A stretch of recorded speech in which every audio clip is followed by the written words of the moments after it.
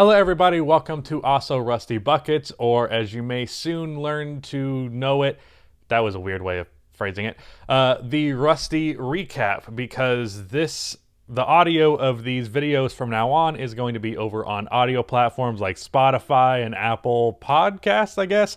I only listen to Spotify, so I don't know what the other platforms are really, but this should be on other platforms. I know for a fact it's on Spotify right now, so that stuff is going to be linked in the description below.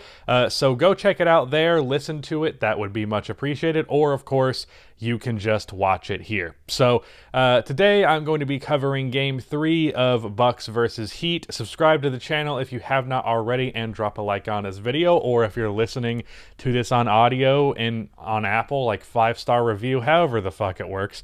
So yeah, from now on, the audio will be going up a little bit after the video. So, time, if you want to wait a little bit longer just for the audio version, you can do that. But with that out of the way, let's talk about Bucks versus Heat Game 3. So, once more, we see the Bucks winning this matchup, and really, there's not too much in the way of, actual analysis of this game. I am recording this video with about 5 minutes left in the fourth quarter because the game's well over. It is currently 75-105, and the problems for the Heat this game, the things that went well for the Bucks this game, are the same that they already had going for them, and things that were already going against them. Really, it was just kind of deja vu. Shout out to Olivia Rodrigo. By the way, I am wearing a new shirt, and I did trim my beard, and I think it's too short. Just acknowledging my appearance, I suppose. If you're listening to audio now, then there's no reason for it, but there you go. So this game was like just a repeat. So Giannis had a relatively good game, though he didn't really shoot the ball that much. He hit a couple of fadeaways, which was nice to see. Chris Middleton was great. Drew Holiday was great. Brook Lopez was relatively good. Bryn Forbes was not quite Michael Jeffrey Jordan levels like he was in Game 2, but he still played all right. Pat Connaughton, Bobby Portis. On the Heat end of things, Bam Adebayo. I was originally in Game 1 critical of Brook Lopez's defense on Bam because I was like, you're just giving him so many clean mid-range looks that he can definitely make. Apparently I was wrong, because this game, it seemed like every mid-range shot that Bam took just was not dropping. He overall, if you look at the box score, it'll look okay, but he definitely just had so many, almost all of his misses were bricks from because they hit the back rim. There were none that were really short. He was just getting the easiest mid-range looks, not even really 15, 20 feet out. It was 7 feet from the basket, borderline floater levels, and he was not able to get those to go and missed them rather badly over and over again. Bam's mid-range game has been a real thing this year, but apparently not in this fucking series. And I guess it makes sense that Brook is okay, I'm just going to give Bam the opportunity to take these shots because I'd rather him do that than get into the paint. Trevor Ariza, absolutely trash in this game, and he has not been good in the series. He made a drive around the third quarter that just got destroyed. And it was why did you even attempt that? That was obviously not going to work.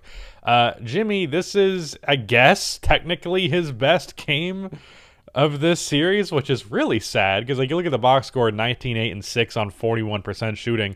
He had a couple of mid-range shots, hit some threes. Really didn't get to the line at the rate that he typically does. It was, Jimmy looking a little sus in this series. He's definitely not in probably not my top 11, 12 area like he was last time I made a top 50 or around then. There's definitely a lot of things that I would change in my top 50 list or whatever, and Jimmy would definitely be moving down because just not good. This year has been a little bit down for him, but then especially just these playoffs, not great. So being in the 3-0 hole. Oh, I also should mention Tyler Hero. This was also not the worst game that he played, which is sad because he didn't even play a good game. Kendrick Nunn didn't get to start this time around. It was Dragic, but Dragic played terribly. Anytime he was getting up a shot, it was short. It was a lot of threes that were bricks. mid-range pull-ups that were bricks. Like, it was just everything Dragic threw up today did not go in. He is thus far 3 for 14. I don't know if he's going to be playing anymore, but yeah, I left with about 7 minutes left in the game. Other than that, though, with them being in the 3-0 hole, that essentially means that the series is over and the Bucks are going to be winning this one. Now, I am planning on making a video tomorrow about the Bucks and their success and how much different of a team they have been. So in, I guess, the last couple of minutes of this, I'd rather focus more on the Heat side of things. A lot of people are going to take the Heat losing to the Bucks in this fashion as just evidence of what they did in the bubble being illegitimate. I would just argue that this team is worse and it's not because of those factors. Of course, we can never be 100% sure how much the bubble actually benefited the Heat, but really, to me, for the most part, they got the same benefits as everybody else. They got the same negatives as everybody else. Like, it'd be one thing if they had those circumstances and everybody else had to play against fans or whatever, but I don't think the fans were working against this team. I don't think that's the reason why they found the success that they found last year. I just think this team really wasn't ready for this playoffs.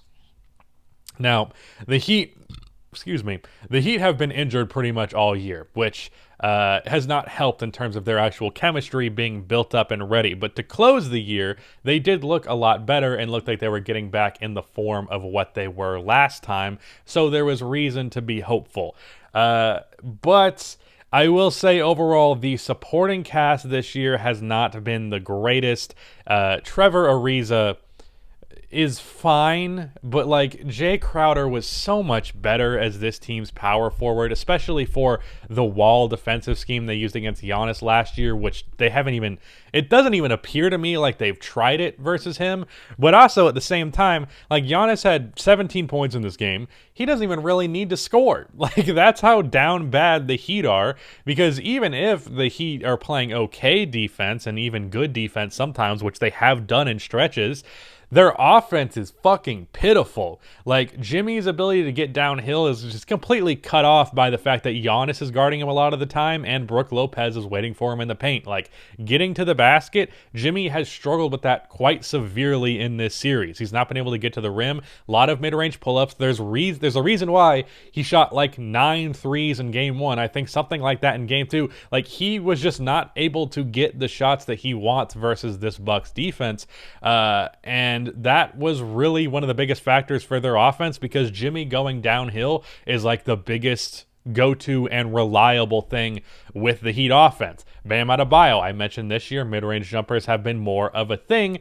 And yeah, they have, but I also feel like this year I've seen less pick and roll from Bam, and I've especially seen less of that in this series, and I think that's where he's most effective, because of course he can be utilized as a roll man, but then also in a Draymond-ish type of role, he can also be a guy who passes to the guy who's not opened, but yeah, it's just not really worked out that way. That's not the only way he gets his assists, but it's a big part of it. So yeah, that's questionable. Kelly Olynyk was big at parts of the playoffs last year for the Heat. They don't have him. Instead, they have Nemanja Bjelica, who is okay. Of course, the trade for Victor Oladipo, that's not anything because he got injured for the playoffs, and I have no idea what the circumstance looked like for his contract, but yeah, it's just not a good look for the Heat. I don't think this makes what they did last year illegitimate, and because I think this Heat team is just simply worse than what they were last year because of a variety of factors. But regardless, I am concerned about this team. I made a video back like a month or 2 ago about the conflicting timelines of the Heat. Jimmy Butler is like 33, somewhere in that ballpark. I'm going to look up his actual age just so that I can be correct here. He is 31. Okay, he's 31. He is going to be 32 by the time next season starts. Now, I think he could be a guy who ages relatively well. Like, he could probably still be like an all-star caliber player at like 34, 35, but that's still like a 2 to 3 year window. and you're waiting on Tyler Hero to not be terrible, which he was in this first round matchup. So you're hoping for that. You're hoping for Bam to further develop his offensive game, which, hey, by 3 years from now, I think Bam could be like 25 points per game level good, but he's clearly not there right now. The mid-range jumper was clearly not what I thought it was, based on how this series has gone. Granted, it's a 3-game sample size, so take some of that with a grain of salt, but when the moment matters, it doesn't seem like Bam can make that part of his game work, and it doesn't even seem like he's really able to get his downhill ability to really work either. I'm just concerned about like the ceiling of this team, even with Jimmy Butler. If Jimmy is a little bit more questionable now, I just mentioned he's a little bit sus. Like, are we sure he's a superstar? Like, I know we got to that point last year, but do we want to retreat? I'm not entirely sure. So that's a factor. The timeline of Tyler Hero and Bam Adebayo getting to what they need to be in order for them plus Jimmy to be a championship team, on top of the concerns of the Brooklyn Nets. Like, that team is going to be good for at least the next 3 seasons. What if Jimmy is declining severely by the time those guys are slowing down? Then what? Like, my hope for this Miami Heat roster is not where it was, to say the least. They gave Myers Leonard $10 million a year, and that over fucking Jay Crowder. What was that? What the hell was that? We talk so much about, I can't even remember his fucking name right now. Slick back hair on the Heat. Why can't I remember his name? Son of a bitch. You know who I'm talking about. He is known for being such a great GM, but then he does some stupid shit like that. It's really bothering me that I can't remember. God damn it. I'm going to Google it. Pat Riley, that's his name. So Pat Riley is known for being this 1 million IQ GM, and then he gives $10 million to a guy who barely played in the playoffs versus a guy who is a pivotal role as a starter, who played like over 30 minutes per game in the playoffs, was a huge part of your successful wall defense against Giannis. And then out of desperation, you trade for a 47-year-old Trevor Ariza who can't make a shot to save his life and is not nearly as physical or as good at being physical as Jay Crowder is. So, don't know about that one. Overall, though, I think if the Heat get healthy next year and get consistent, and hopefully Tyler Hero is not just a complete flash in the pan and he's actually a good player who can be a great player, next year I think we'll see once again they're like a 4 or 5 seed, and then hopefully they can actually be more like what they were last season than what they were this season, because this season is just an absolute fucking disappointment, to say the least. And I will talk about the Bucks side of things on my main channel, because I want to give this team a lot of praise. They absolutely deserve it, but I'm going to save that for that video, so that video actually has some validity to it, and I'm not just repeating what I said in this one. So yeah, if you're listening to this on audio platforms, subscribe or turn on notifications. I think that's a thing you can do on there. I got no idea. I'm new to this shit. But subscribe to the channel if you're not already, and drop a like on the video. But that is it. Check out on audio platforms, of course. But that is it, and goodbye.